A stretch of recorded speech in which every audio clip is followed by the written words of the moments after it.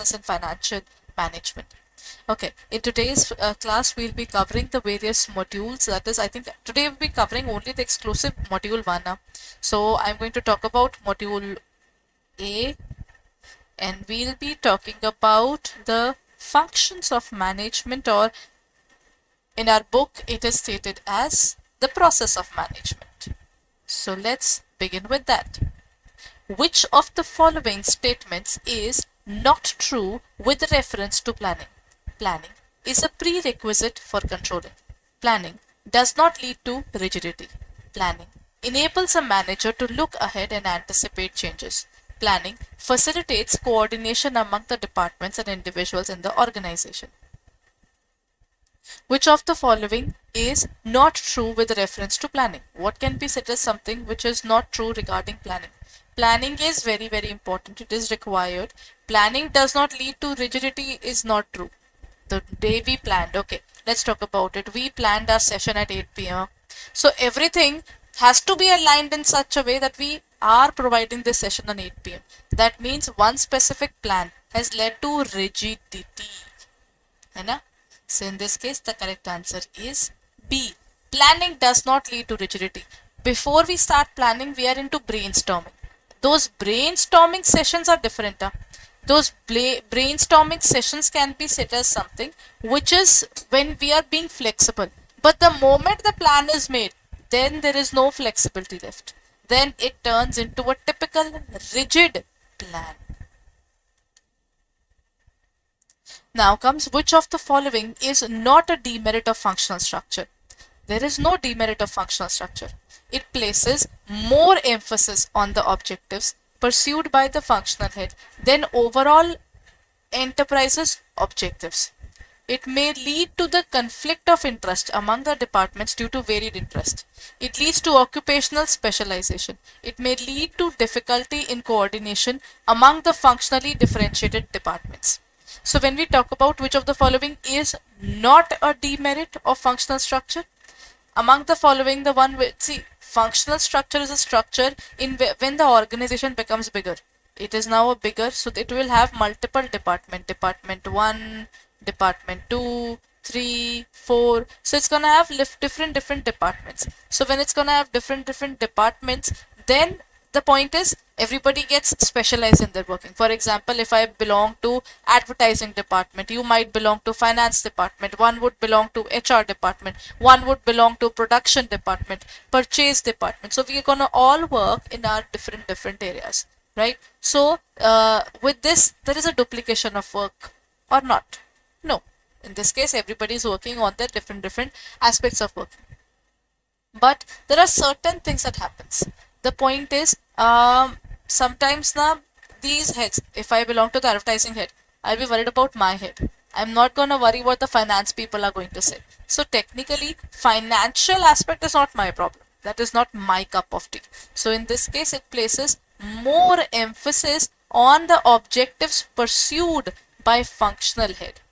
Then it may lead to conflict of interest among the departments due to the varied interest. It leads to occupational specialization.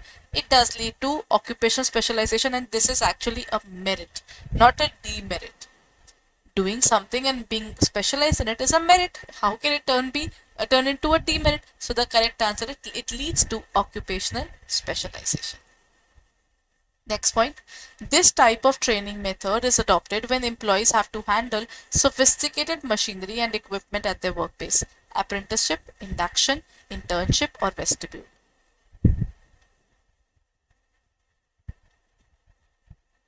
When a particular person is supposed to go on highly sophisticated machinery, those machineries are quite big and all that, so the chances are high that they are costly machines and they can get damaged. So in this case, the best thing is to go for vestibule training. How do we define the vestibule training? Vestibule training is basically a training on the sophisticated things. So the correct answer is D.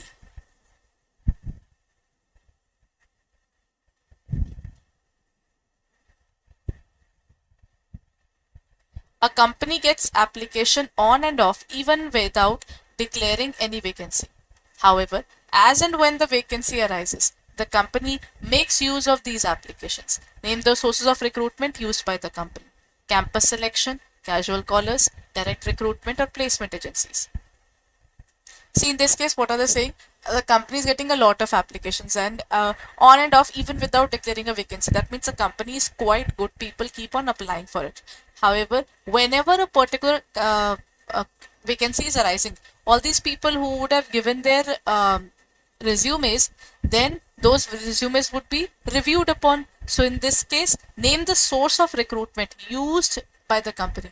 The source of recruitment that they are using is called the casual callers. These are those people who drop in their resumes and slowly and steadily the company's database of the casual callers or the people who are applying is increasing. And then once there is a vacancy, they will not look forward towards more people. Whosoever has applied already, first of all, they will review them and then they will review anybody else further. So in this case, the correct answer is casual callers. Done. Next question. The correct sequence of staffing processes: manpower planning, recruitment, selection, placement, training and development, remuneration, performance appraisal, and promotion and transfer. Second, manpower, recruitment, selection, remuneration, training and development, then performance appraisal and promotion and transfer. Okay. Next is the manpower planning, recruitment, selection, remuneration, training and development, promotion, performance appraisal. And the last one is similar to the above one, but the difference is selection and placement is coming first. First of all, the first point is manpower planning. It is always going to be, the first point has to be manpower planning. The second has to be recruitment. And then third has to be selection and placement. Once you place someone, you literally train them. Till the time you don't train them, what will happen? Nothing. So then we will have to train them and then we will have to provide them remuneration, because the remuneration is the sole reason that people work, isn't it? And then we have the performance appraisal. Then we will give them the performance appraisal and ultimately we will give them a promotion or a transfer based upon their working. So which one is matching, everyone?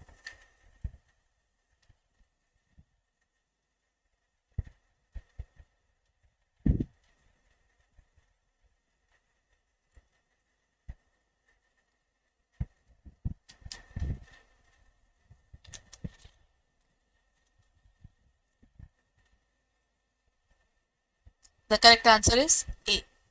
Estimating the manpower in whom we are searching forward to, choosing the person and putting them into the right place.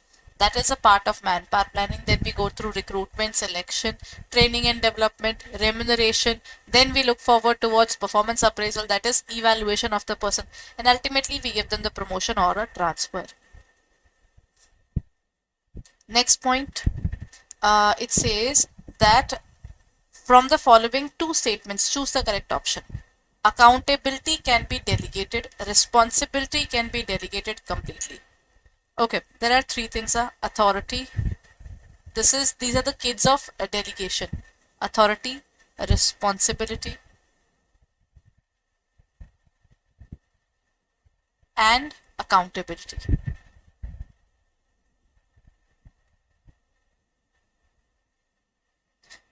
Authority is power to command. Responsibility is that you have that particular obligation to respond properly, and accountability is answerability. In actual now, responsibility cannot be delegated. There is no chance that I give my work to you and you will be responsible for it. I will be the person who's responsible. Managers are responsible even if the employees are not working. They are responsible for the failures then. And accountability can be delegated. If responsibility can't be, how can answerability, which comes after responsibility, will be delegated? So in this case, none of them can be delegated. So that is, both the statements are incorrect. Responsibility can be delegated only up to a certain limit, but accountability still remains of the person to whom initially the work was given. So both the statements are incorrect. Next question.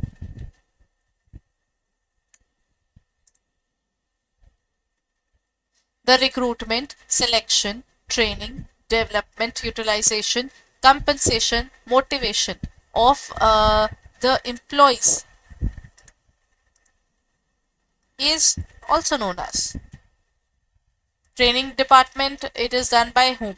Training department, personnel management, staff management, or line and staff management. Okay, the correct answer here is the personnel department. The personnel management is basically managing the people who are working in the organization. So the correct answer is B.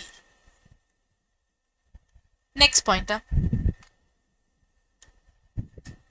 Management of people would include what? If I said that I am managing people, then what kind of functions are included in it? Planning, organizing, controlling, production, sales, purchase, staffing, directing, planning, staffing, directing, controlling. When we talk about management of people, we are managing men. You know? Planning, organizing, and controlling are related to the planning is to plan. It is not related to humans there. Organizing is to get the resources. While controlling is when we are deviating from our path, then it is called controlling. So in this case, sale, production, purchase are departments. So in this case, the correct answer is C. Staffing and directing. Next question.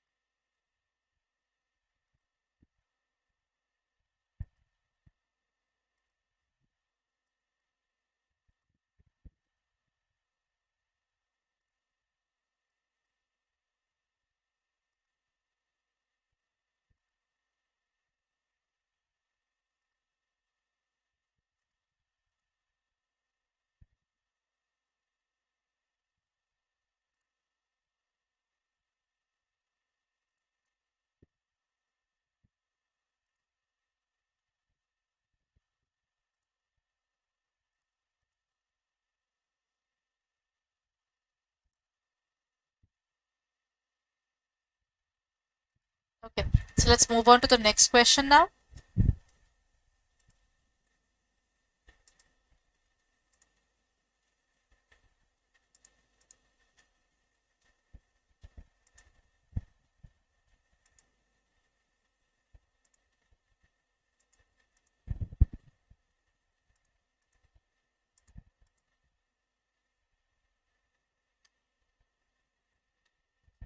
Effective management is always management by dash. Group efforts are directed towards the achievement of some predetermined goals. Management is concerned with establishment and accomplishment of objectives. Now, which particular portion are they talking about? Effective management is always management by what? I think we have talked about a few of these terms, MBO, MBE. MBO is management by objectives, that organizations are run by objectives. Then MBE is when we try to control everything, we'll end up controlling nothing. So you have to look forward towards, after a certain area, we'll be looking at it. Right? Then it's not something that we'll be looking at every single day and we will not accept the changes at all. We will, but up to a certain limit. Right? So when we talk about this area, so effective management is always management by objectives. It is way better that you determine the goal first. Predetermined goals are already there and then you run towards those goals. So the correct answer is objectives.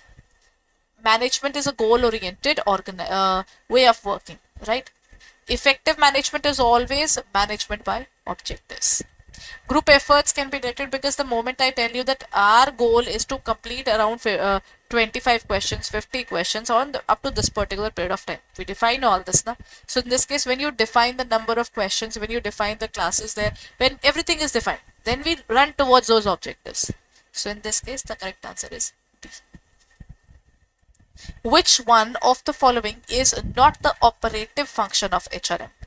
HRM is human resource management. So when we talk about its operative function, which is not the operative function?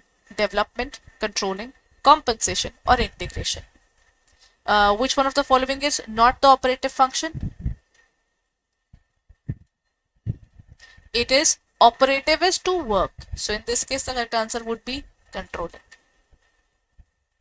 Because development is to develop things, compensation is for payment, integration is to keep things together. So in this case, the right answer is controlling. The managerial function of staffing is most closely related to controlling, leading, marketing, organizing.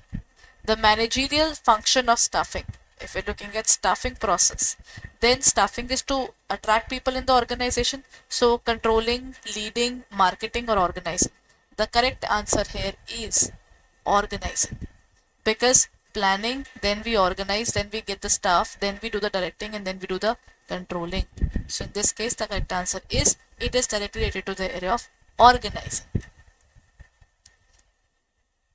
The staffing function does not include performance appraisal, placement, selection, or span of control. When we talk about the staffing function, staffing is basically getting into people into the organization, keeping them together. Then at the same time, we would like to see that how we are placing them in the organization, whether who's the person who's getting selected for the position. And then the performance appraisal is about evaluating the particular person. Na? So all these things are covered here. So the staffing function does not include span of control. Next, on-the-job training does not include job rotation, planned progression, sensitivity training, or temporary promotion. On-the-job training can be what? Right? On the job is while you are on the job, there is a certain training that you are given. Job rotation is you were working at position A, then you were given position B, and then you were given position C. So you learn all those positions. Planned progression is you look at your progress. Sensitivity training is basically we are going to basically put you into different areas, and then this is actually an off the job area. This is not on the job. Temporary promotion is giving you a higher level, showing you what to do and what not to do. While sensitivity training is basically we'll be making your reflexes, your way of working better, but for that we will be putting you off the job. This will be done in a controlled environment. So in this case, the answer is C. In comparing Maslow's and Hertzberg's theories of motivation, which motivators of Hertzberg's are similar to the need to specified by Maslow? Affiliation, physiological, security, or self-actualization needs? The correct answer, when we compare Maslow's and Hertzberg's theory of motivation, which motivators of Hertzberg's are similar to Maslow? In terms of Maslow, which one would be that one? Affiliation is basically related to acceptance by the people. Physiological is basically body needs, right? Food, shelter, clothing. Then security needs are basically covered only in the Maslow's hierarchy theory. In this case, one thing that really bonds them together is the self-actualization needs. I've covered the topic of Maslow's need hierarchy theory in I think last Monday's class, last Tuesday's class of ABFM. So you can study about the Maslow's need hierarchy theory from there. And if you haven't studied Hertzberg's theory as well, in the upcoming classes I'll explain the other motivation factors and the motivating theories as well, right? So the correct answer is self-actualization. You have achieved everything in life. Now you want to see what next you can do in your life. That is called self-actualization needs. Dash is the continuous process of making present entrepreneurial decisions systematically and with best possible knowledge of their futurity, organizing systematically the efforts needed to carry out these decisions, measuring the results of these decisions against the expectations through organized and systematic feedback. The function of management discussed here is planning, controlling, organizing, staffing. When we talk about this, What is it? This is a long process. It's a continuous process where you are systematically looking forward towards the future of the organization, then organizing systematically, getting all the things for the business. And till the time you don't really get the things, how will we do things? So you're just brainstorming badly that this is what we want, how are we going to carry out the efforts, everything is there. We would want people to give us feedback as well. All these things are covered under planning, because we are looking into the future. It's a futuristic process.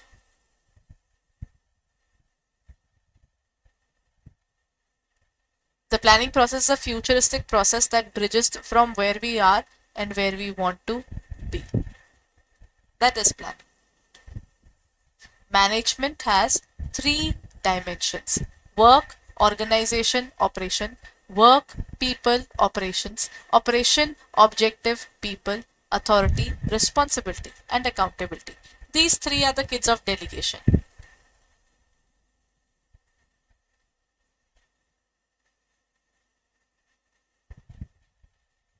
When we talk about management as three dimensions, it would be work, people, and operations. It is B.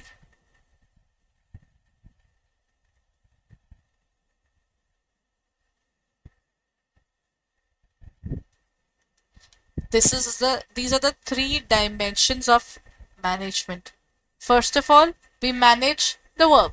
Ultimately, the core of the organization has to be sorted properly. Then people, the people who are working under us, we will have to motivate them, we will have to manage them, we have to influence them. Operations, these are minor goals that are done. So work, people, and then last one is operations. The dash, a process of integrating the interdepartmental activities as unified action towards achievement of the common goal of the organization: controlling, cooperating, directing, and coordination.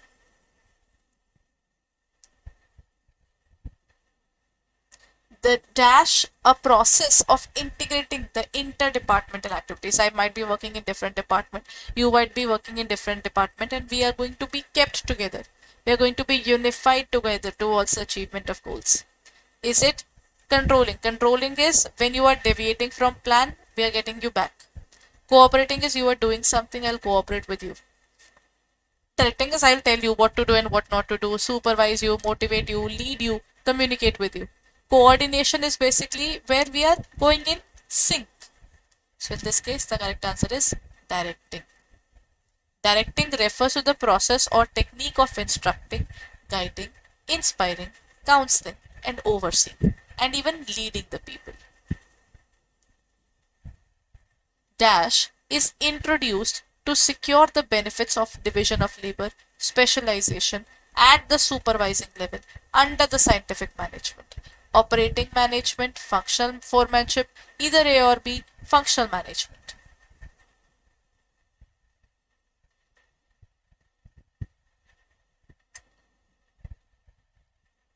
In order to secure the benefits of division of labor. Okay, in terms of the benefits of division of labor was done by F.W. Taylor. This was all done by Frederick Winslow Taylor. And F.W. Taylor had given functional foremanship. Under this, he said there are two departments. One is planning, and the second department he called was the production. And among these were four managers under this. So technically, he was giving functional foremanship to them. So this was one of the ways which was followed by the F.W. Taylor. He's the father of scientific management.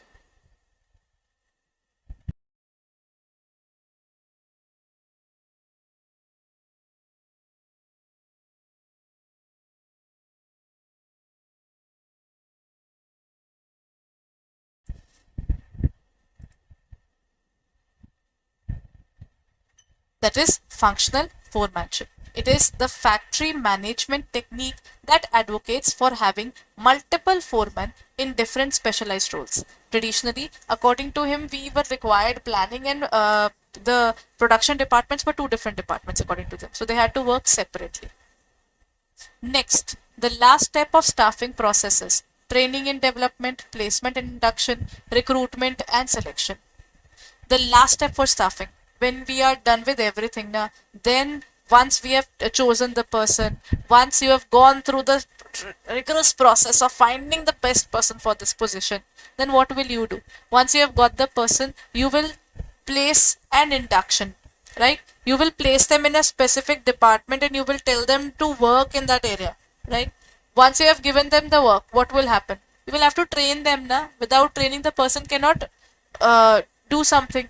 They will need help once they are working. So because once they have got into the organization, after that to grow further they need training, and once they have got the training to go to the next level, they need development scenario. So there are two areas. Training is to do what you are currently doing, and to learn something above that you need development.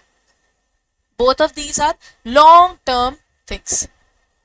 Then controlling involves determining the objectives, identifying the activities, directing the people towards accomplishment of the goals, or setting standards of performance. What are we doing in this area? In this area, controlling simply means what? Controlling is something that we can specify as finding the deviations, correcting them. That is related to the area of controlling altogether. So then I can say that controlling is basically what? First is planning, second is organizing, next is staffing, next is directing, next is controlling. Controlling is totally dependent upon planning.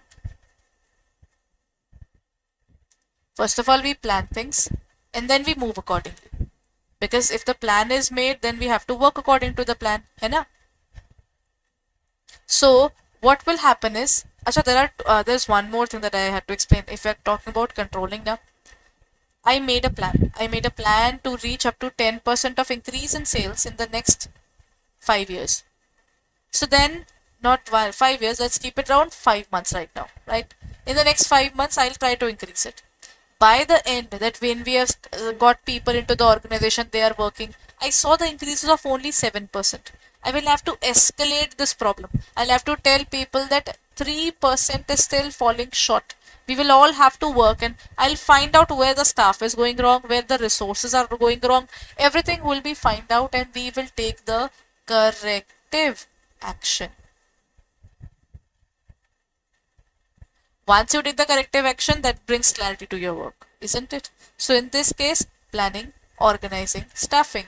Then we do the directing, and the last part is controlling. So if we define the area of this, what is controlling doing?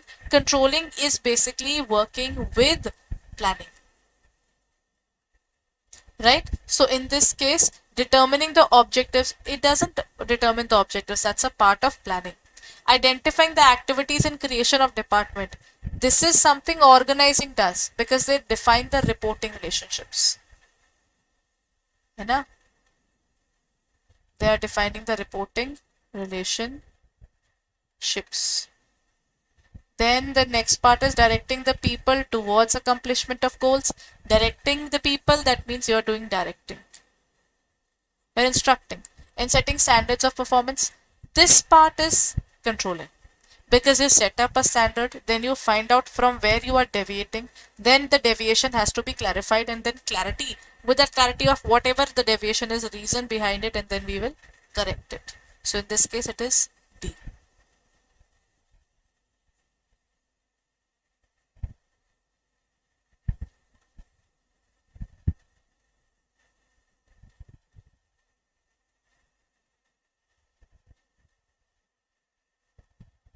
Next point.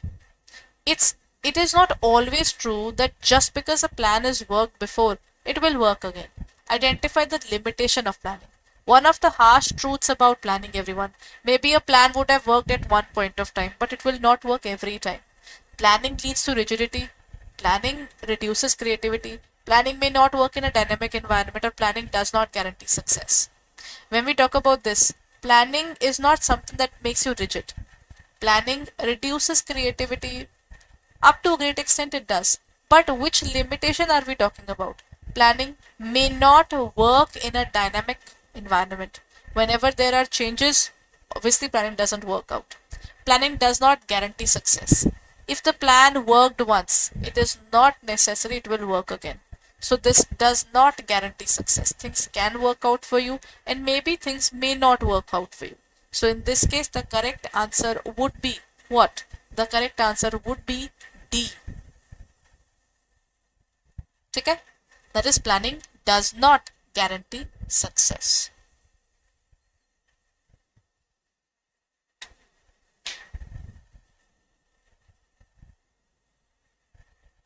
Next, identify the correct sequence of the steps involved in planning process. Evaluating alternative courses, identifying alternative courses of action, setting objectives, developing premises. Then next is setting the objective, identifying the courses, evaluating courses, developing premises. Next is setting objective, developing premises, identifying courses, evaluating courses. Then last is, this is the controlling process. There's one thing that I know about controlling process. No need to get into this extreme thing. First is you decide the objective of the organization. Second is you set up the standards. The moment the standards are done, then what you do, you measure your actual performance. The moment you have measured your actual performance, find the deviations, and lastly, you take the corrective action. That is the entire correct sequence for controlling. There's no specific thing else here. It is purely based upon set up the standards, find out the deviations, correct them, and move on. And then once a corrective action is done, next level of planning comes in. So in this case, the correct answer would be premises is basically assumptions. Assumption is basically, see, if I start working, I say that I'll have a class at this point of time. I'm assuming a few things. I am free at this point of time. There are a number of things that the internet is working fine, mic is working fine, the equipments are working fine. All these things are assumptions that I'm taking. Only then I can take the class. So there are so many variables in one particular thing, but we assume a lot of things to do something because all the variables cannot be kept in hand. Na? So in this case, the correct answer would be C. Setting objectives. Then first of all we set up object. Then we develop the assumptions. Then we have alternative courses of action. Then we evaluate the alternative courses of action. Then we choose an alternative. Once we choose, then we take the corrective action.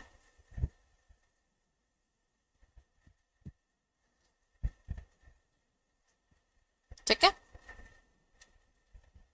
Okay, here comes the next question. I believe it's not clearly visible. I hope it is now. Rishabh has joined a creative head in the entertainment company. He always ensures that the company has been divided into small and manageable activities. There are little things that we'll be doing. Identify the related step in the organizing process. Identification and division of work, departmentalization, assignment of duties, or establishing reporting relationships. Okay, he's working as a creative head and right now he's managing the work by dividing it into different similar work. That is called grouping. When he's doing grouping and all, then what would be the correct answer? When we divide into different things, this is a process of organizing. And this would be departmentalization because dividing the small and manageable activities which are of similar nature. For example, HR department is kept at one point of time. The other different departments are kept in different classes. Right? That is departmentalization. Next question.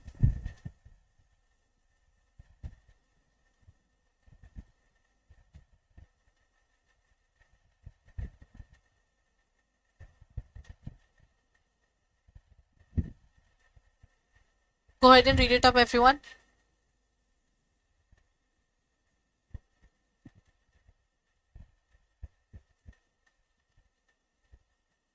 Acha, this is a question which we have already done.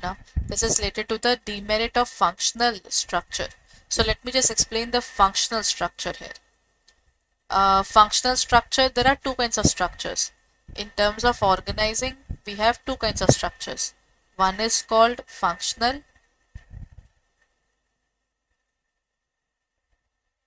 Second is called divisional. Functional structure would mean one organization, and we have planning department, production, HR, finance, advertising, and so on.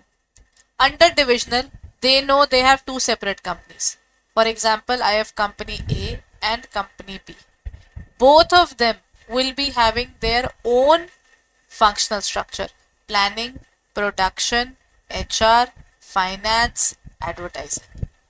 Same thing goes in both the areas. This is divisional structure. This is used when there are multiple products.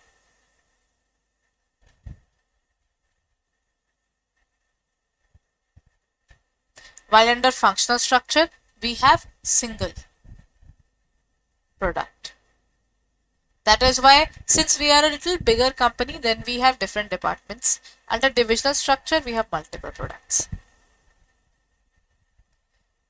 Next question. Mohit recently got a raise in his salary due to the annual increment. Which of his human needs is being satisfied through this? Security, belonging, self-actualization, or basic physiological needs? This is a question related to the Maslow's need hierarchy theory. When we talk about the Maslow's need hierarchy theory, Mohit recently got a raise. Okay, under need hierarchy theory, first is basic physiological needs. Everyone looks forward towards roti, kapda, makan, food, shelter, clothing. The day you make it, then you want these things to be there on a daily basis. You look out for safety. The day you get the safety, then everybody looks out for social belongingness needs. You want to have your own circle, the people whom you would be among, right? Then that is called social belongingness. The day you make it, then you want to be above them. Human needs, that is called self-esteem. You would want to have the maximum things among the peers. You would like to be on the top. And once your self-esteem is also over, once you have got your self-esteem, you're above your peer group, then you have self-actualization. Everything is done in the life. What am I left with? What is it that I would like to do in future? That is called self-actualization. The correct answer is C. Acha nahi. In this case, this is not, this is the top level. So it starts from 1, 2, then 3, then 4, then 5. Now look at Mr. Mohita. Mr. Mohita has just increased his salary. So what is it that's going to happen? This is there due to annual increment. We all know inflation is growing at a faster pace. The salary is growing at a slower pace, but the inflation rate is growing at a faster pace. So whatever we are getting, every single year, people are getting more and more money, but their cost of living is also getting higher. So all those things exist. So getting an annual increment, which may be at a certain point of time important for the person as well, but it is still covering the basic needs. He is not getting something where he is getting a job security. No. Is he becoming better among the peers? No. Is he having self-actualization? No. In this case, he's just fulfilling his salary. So in this case, the correct answer is basic physiological needs. Okay? So that is the point here. To explain again, I hope you have seen the Maslow's need hierarchy theory that I've already explained in the last class that was held on Tuesday this week. So if you haven't, then kindly check it out. The playlist is also available on our YT channel. So yes, you can look at Office Adda 24/7 for further details regarding that. Acha. Now that we have talked about all these topics, have you looked out for our classes yet? Okay, our ABFM batch is starting from tomorrow, everyone. We have our ABFM batch starting from tomorrow. So the timing for the class would be from 7 to 8:30 a.m.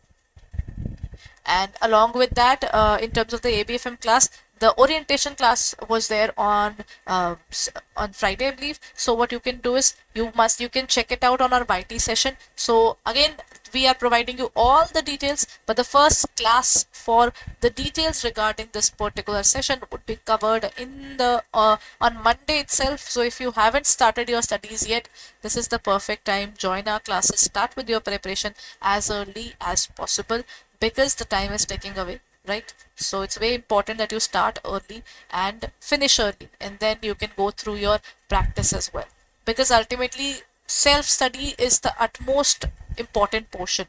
Once you finish off under the guidance of someone, you learn all those concepts and then you do it on your own.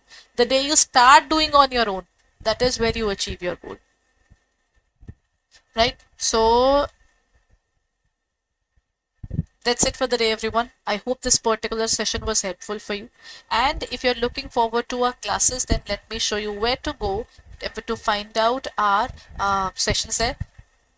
You have to go to www.adda247.com, or you can download the app, right? So the second point that comes here is on the JIB and CAIB vertical, you will find the CAIB November 2023.